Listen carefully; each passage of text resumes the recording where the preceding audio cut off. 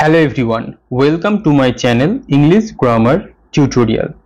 আজ আমরা যে টপিকটা কভার করব তোমরা দেখেই বুঝতে পারছো যে ফ্রেজাল ভার্ব মক টেস্ট। এর আগে আমি ইডিয়মস, অ্যাপ্রোপ্রিয়েট প্রিপোজিশন, তারপরে ওয়ান ওয়ার্ড সাবস্টিটিউশন এগুলোর মক টেস্ট 20টা করে করিয়ে দিয়েছিলাম। তোমরা সেগুলো অবশ্যই অ্যাটেম্প্ট করবে এবং যাচাই করে নেবে যে তোমরা কতটা পারছো কতটা পারছো না। এছাড়া এই টপিকগুলোর মোস্ট ইম্পর্টেন্ট যে পার্টগুলো রয়েছে যেগুলো হয় সেগুলো আমি সবগুলোই কভার করে দিয়েছি।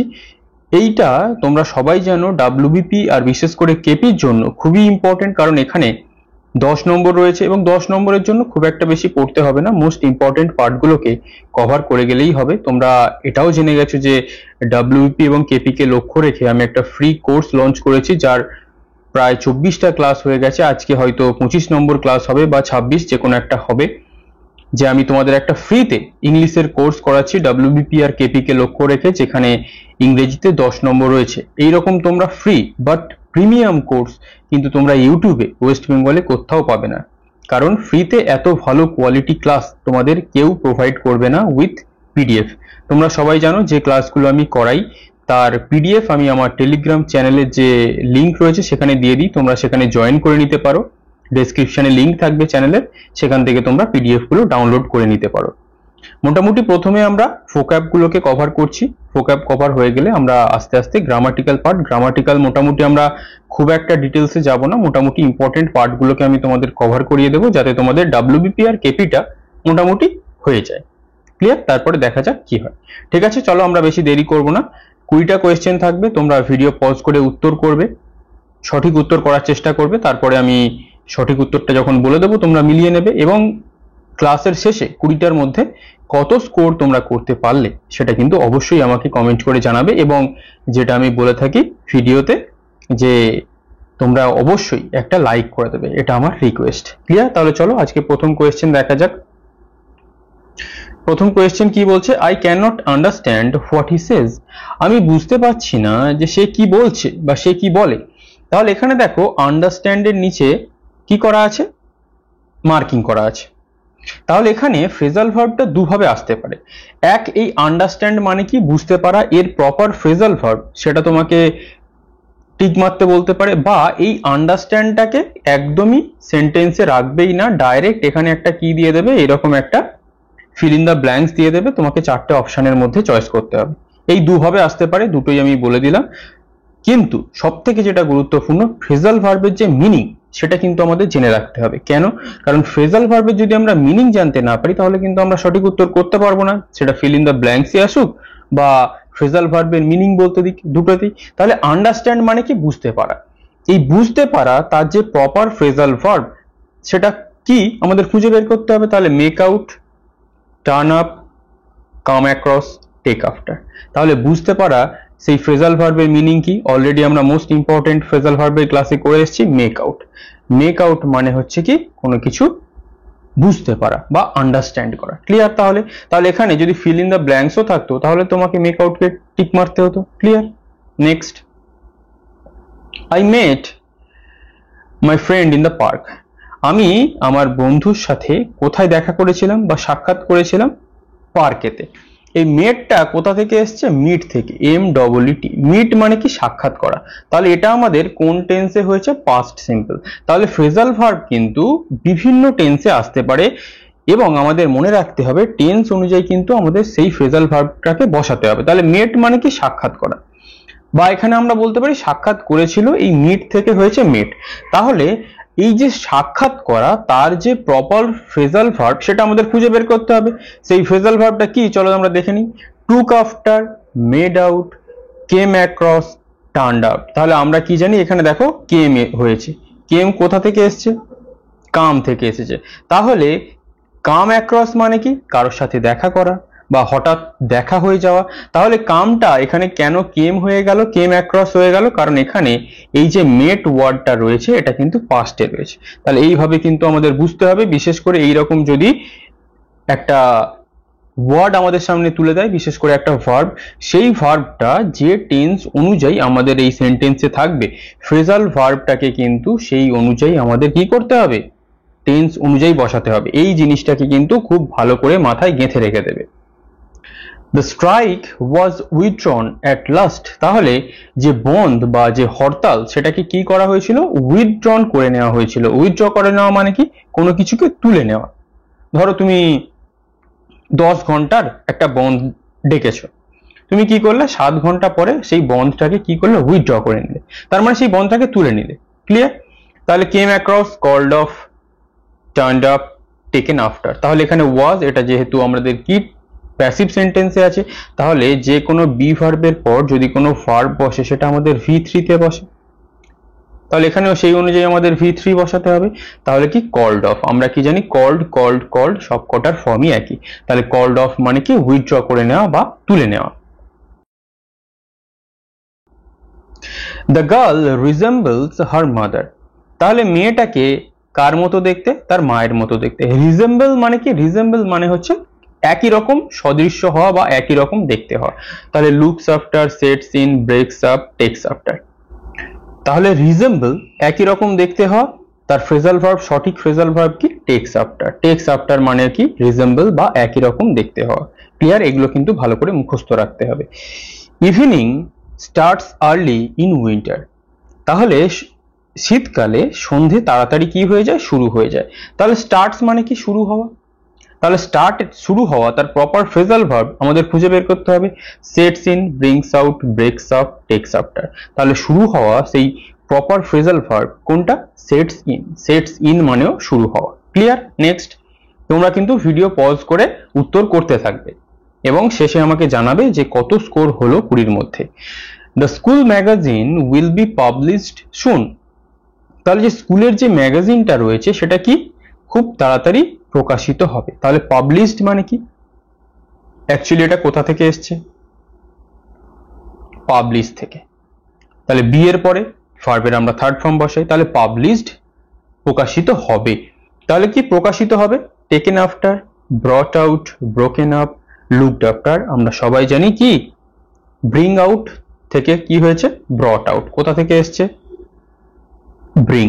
ব্রিং থেকে হয়েছে ব্রট, যেহেতু ভার্বের থার্ড ফর্ম। তাহলে পাবলিশড প্রকাশিত হবে, ব্রট আউট প্রকাশিত হবে। Clear? The great leader died last week, মহান নেতা আগের সপ্তাহে মারা গেছে। তাহলে ডাইড কোথা থেকে হয়েছে, ডাই থেকে হয়েছে। ডাইড যেহেতু পাস্ট টেন্স, আমরা ডাইড করে দিয়েছি। তাহলে ডাইড মানে কি, মারা গেছে বা মৃত্যু আমরা বলতে পারি। তাহলে put away, kept on, passed away, bore with. আমরা সঠিক ফ্রেজাল ভার্ব মারা গেছে কোনটা এখানে, তাহলে ভেরি গুড, সবাই সঠিক করেছো, পাস্ট অ্যাওয়ে। পাস্ট অ্যাওয়ে মানে মারা যাওয়া। Next, the police chased the robbers, তাহলে পুলিশ কি করেছিল, চোরেদের ধাওয়া করেছিল। তাহলে চেজ মানে কি, কারোর পিছু ধাওয়া করা। চোর সামনে আছে, পুলিশ পিছনে দৌড়চ্ছে, এইরকম আমরা ভাবতে পারি। তাহলে কি, came around, ran after, gave up, got over. তাহলে চেজড মানে কি, পিছু ধাওয়া করা। তাহলে আমরা এখানে কোন টেন্স রয়েছে, পাস্ট, তাই জন্য হয়ে যাবে কি, র্যান আফটার। কোথা থেকে এসছে, রান থেকে র্যান হয়েছে। ক্লিয়ার? তাহলে রান আফটার হচ্ছে ফ্রেজাল ভার্ব, তার পাস্ট ফর্ম র্যান আফটার। এগুলো কিন্তু মনে রাখতে হবে, কারণ এখানে যে টেন্স অনুযায়ী আমাদের ভার্বটা দেবে সেই অনুযায়ী কিন্তু আমাদের ফ্রেজাল ভার্বটাকে চেঞ্জ করতে হবে। এই জিনিসটা কিন্তু যেন মাথায় থাকে। Question 9, the Bulgars forcibly entered the house, তাহলে বুলগার বাহিনী তারা জোরপূর্বক কি করেছিল, বাড়ির ভিতরে ঢুকে গেছিল। তাহলে ফোর্সিবলি এন্টার, জোরপূর্বক প্রবেশ করা। তার প্রপার ফ্রেজাল ভার্ব কি, ran after, gave up, came around, broke into। তাহলে এটা কি আছে, entered past tense। তাহলে কি broke into কোথা থেকে এসছে, break into। break into মানে কি, ভেঙে ঢোকা বা জোর করে ঢোকা। Clear? Next, the army finally surrendered, army কি করেছিল, শেষমেশ তারা বশ্যতা স্বীকার করে নিয়েছিল। তার মানে তোমরা 10 জন হয়তো ছিলে, তোমরা কারোর বিরুদ্ধে লড়াই করছিলে, তোমরা লড়াই করে পেরে উঠলে না, তোমরা কি করলে, সারেন্ডার করে দিলে যে আমাদের দ্বারা আর হচ্ছে না। তাহলে সারেন্ডারের প্রপার মিনিং কি, got over, gave in, put up with, stood against. তাহলে হাল ছেড়ে দেওয়া, বশ্যতা স্বীকার করে নেওয়া, সারেন্ডার করা, প্রপার মিনিং কি, এটা যেহেতু পাস্ট টেন্সে রয়েছে তাই গিভ থেকে গেভ ইন হয়ে গেছে।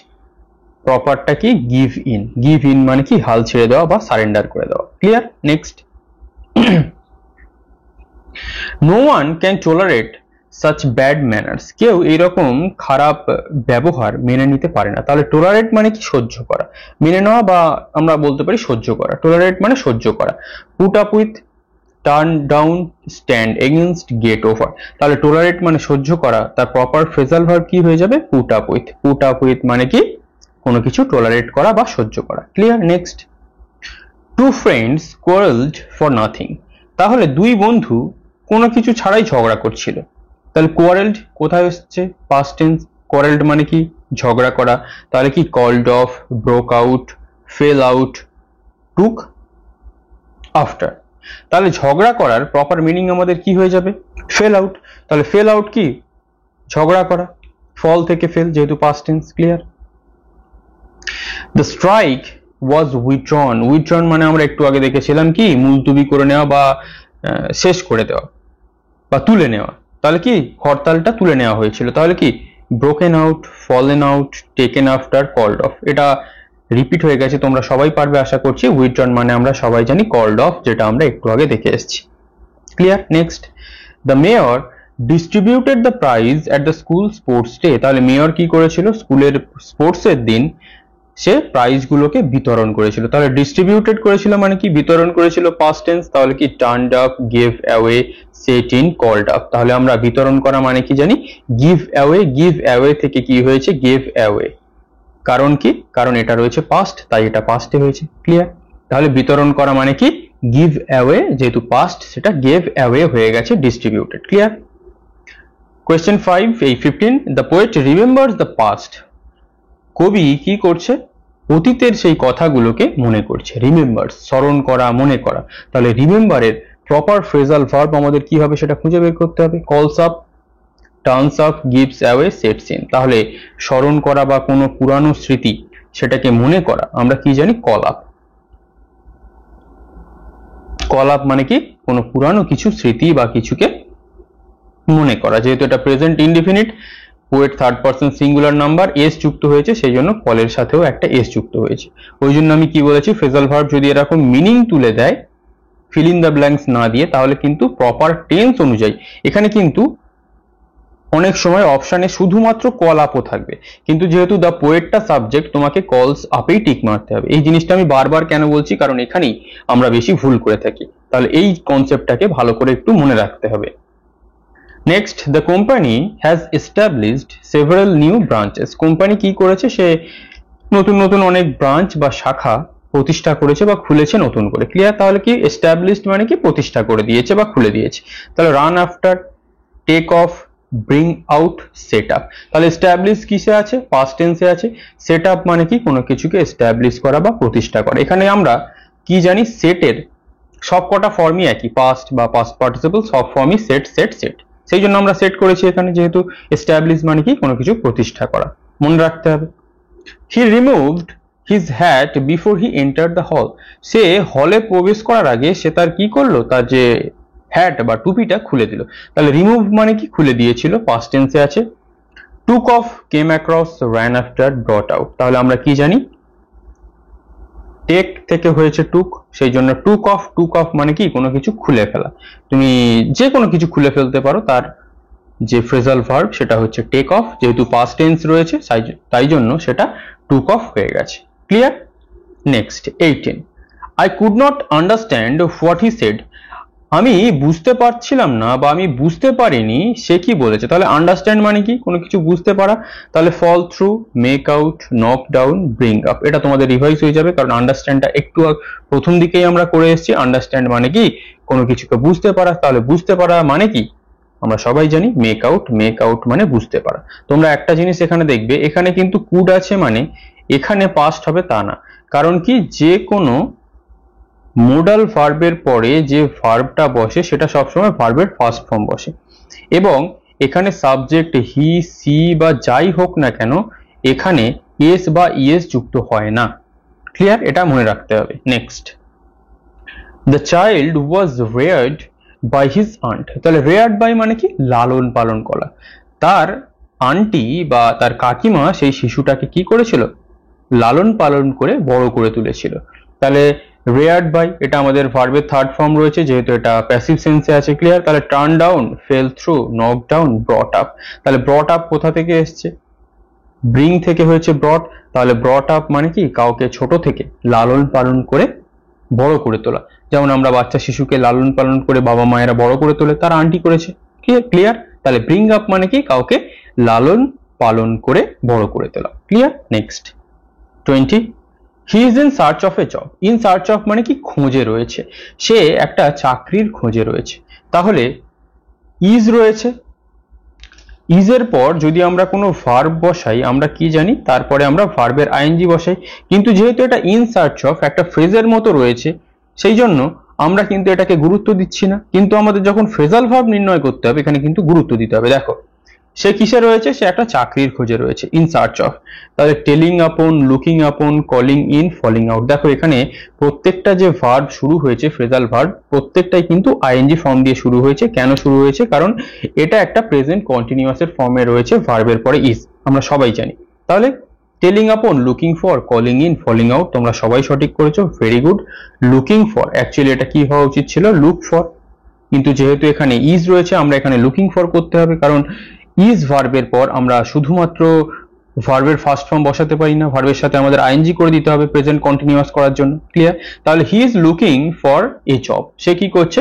একটা চাকরির খোঁজ করছে। ক্লিয়ার? তাহলে আজকেও আমরা 20টা কোয়েশ্চেন সলভ করলাম, এবং তোমরা কতগুলো কোয়েশ্চেন অ্যাটেম্প্ট করতে পারলে বা সঠিক করলে সেটা কিন্তু অবশ্যই আমাকে কমেন্ট করে জানাবে।